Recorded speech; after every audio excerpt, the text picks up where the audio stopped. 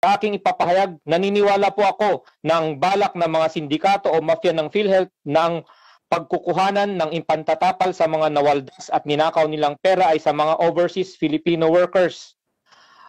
Ang aking natuklasan sa PhilHealth ay matatawag po na krimen ng taon o sa English ay crime of the year dahilan sa pagsindikato sa pamimigay ng cash advance, ang interim reimbursement mechanism at ang pag-overprice at paulit-ulit na pagbili ng nabili ng IT equipments. Naniniwala po ako base sa aking investigasyon ng perang nawaldas at o ninakaw ay humigit kumulang 15 billion pesos. Naniniwala po ako ng dahilan kung bakit hindi natatapos ang korupsyon sa PhilHealth at naging kultura na nga po ito ay ang pagtatalaga o ang paglalagay ng mga sindikato